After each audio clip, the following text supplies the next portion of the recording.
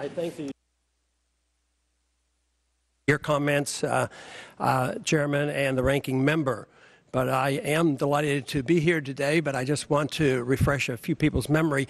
I was first elected to Congress in 1976 in April in a special election, and the biggest bill on docket at that time was the revamping of the IMF. There was a major crisis going on from the breakdown of the Bretton Woods Agreement, and they had to rewrite the laws. They wanted to conform the laws with what they had been doing for 5 years, and that was a major piece of legislation.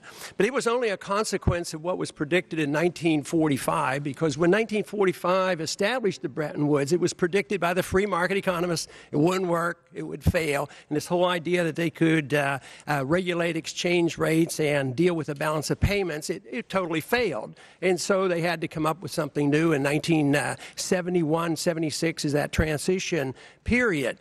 And those same economists at that time said this was an unworkable system too, and it would lead to a major crisis of too much debt, too much malinvestment. It would be worldwide. It would be worse than anything because it would be based on the fiat dollar globally, and that many of the problems that we have domestically would be worldwide. And that certainly has been confirmed with the crisis that we're in and has not been resolved yet. We're still floundering around, and we still have a long way to go.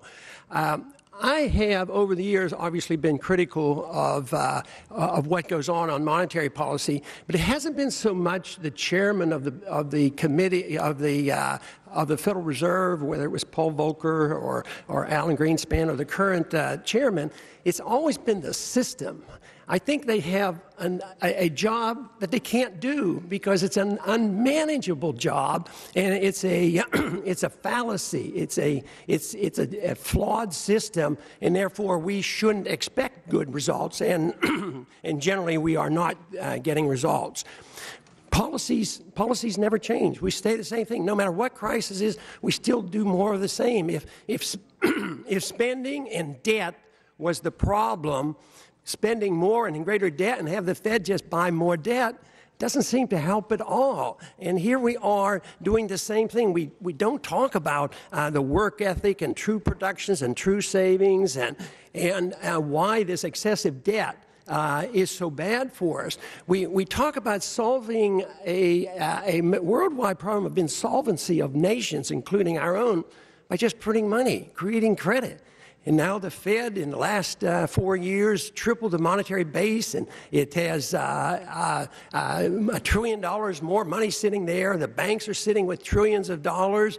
And just the creation of money doesn't restore the confidence that is necessary. And until we get to the bottom of this and restore the confidence, I don't think we're going to see economic growth. This whole idea that you have the job of managing money, and we can't even define the dollar. Nobody has a definition of the dollar. It's an impossible task. So I have hoped in the past to try to contribute to the discussion on monetary policy, the business cycle, and why it benefits the rich over the poor. And so far, my views have not prevailed. But I've appreciated the opportunity, and I appreciate this opportunity to have served on the Banking Committee. Thank you, Dr. Paul. The gentleman from Missouri, Mr. I had a question prepared, Mr. Chairman. I had a question prepared, but I think I better follow up on the question you asked, Chairman Bernanke, dealing with the audit of the Fed. Because when the Fed talks about independence, what they're really talking about is secrecy, not transparency. And it's the secrecy that I don't like and that we have a right to know about.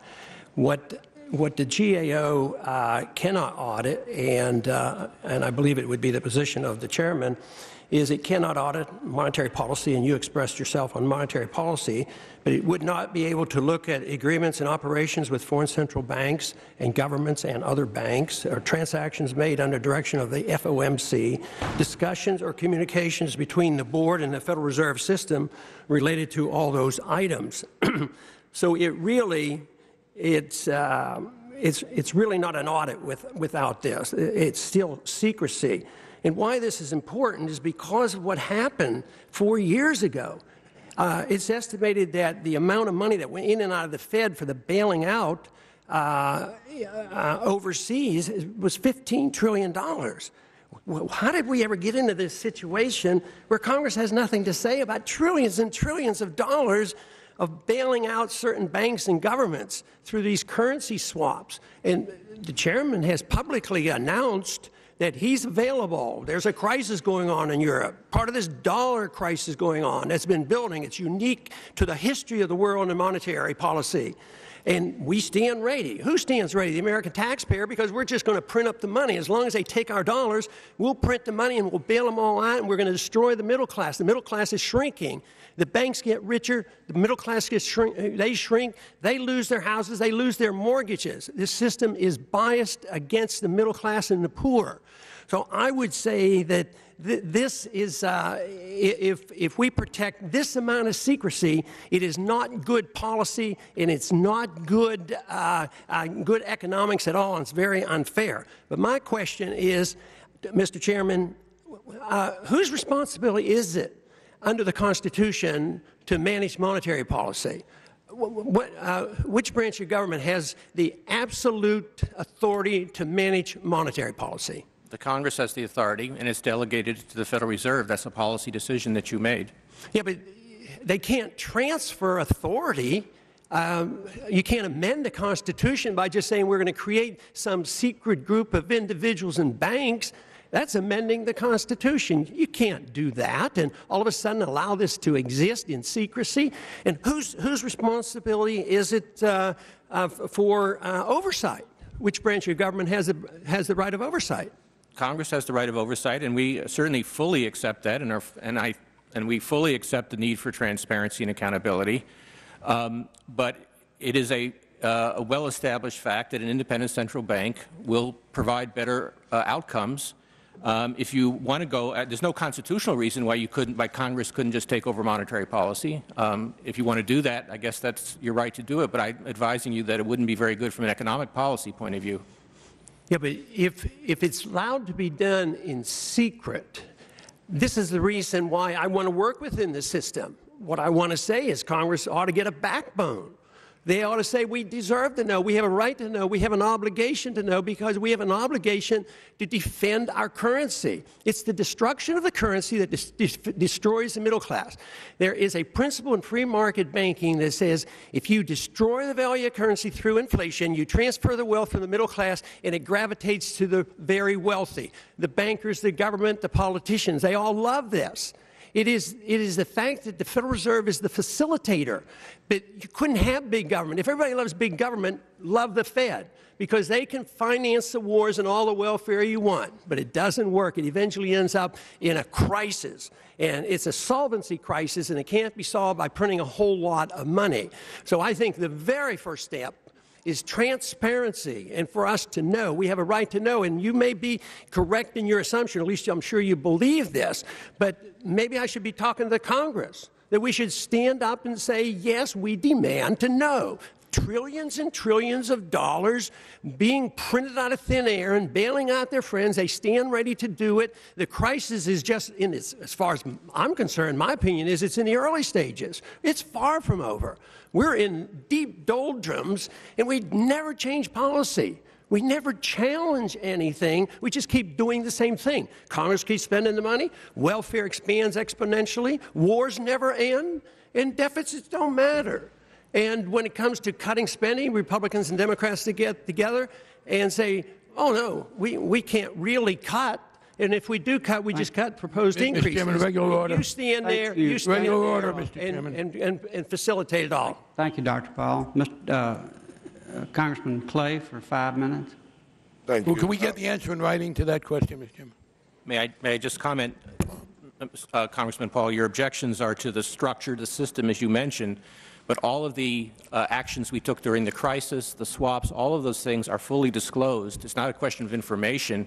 It's a question of whether or not you want to give the Fed those powers. If you don't want to, of course, Congress has the right to take them back.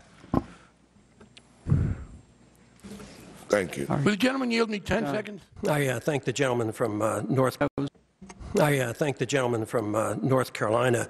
I wanted to make a very brief statement about our previous discussion about the audit the Fed bill. That bill has nothing to do with transferring who does monetary policy. It's strictly a transparency bill. Monetary policy reform, I believe, will come, but that's another subject. This is just to know more about what the Federal Reserve is doing. Mr. Chairman, one of your key points that you've made through your academic career as well as being a defendant has been the need to prevent deflation. Would you agree with that? That is generally, yes, sir. Right, and that you argue that the Depression was prolonged by the Federal Reserve not being able to reinflate. So in that sense, I think you really have achieved, you've had the chance, you were put in a situation that you alone didn't create. As far as I'm concerned, the system created it and other managers helped create this. And there was this what I see as a natural tendency to deflate and liquidate and clear the market. And under your philosophy, you say, well, we can't allow this to happen. We have to prevent it. And I would say you've done a pretty good job. You know, the monetary base has been tripled. And in the last 12 months, I think M1 has grown about 16%, M2 over 9%. So it seems to be like a monetary system. The monetary numbers are still growing. But the pricing houses, you know, everybody knows there's a bubble. I like to believe that the free market economists knew about it and predicted it. Others did not. But the prices soared up. Everybody knows there was a bubble, and then they collapsed. When those prices of houses collapse, do you call that deflation? No. Deflation is prices of current goods and services. So inflation doesn't capture house prices. It includes the house or the rental. Okay, and I think one of the problems, even getting a full-fledged discussion out, is sometimes the definition of words about what inflation and deflation means. Because as far as I'm concerned, deflation is when the money supply shrinks, and inflation is when the money supply expands. But just about everybody in the country, especially the financial markets, and the way I think the conventional use of inflation is the CPI. And I think it's, you know, a lousy measurement, because if it's the money supply increase, if prices going down of houses is not deflation, wonder why it is that inflation is measured by the CPI going up rather than the money supply going up. Our argument is that once you distort interest rates and increase the supply of money, you end up with this gross distortion that is demanding some correction. So I've worked on this for years, and we're not going to solve it today. The definitions would be much better if prices of houses going down is not deflation, then because CPI going up shouldn't be inflation. But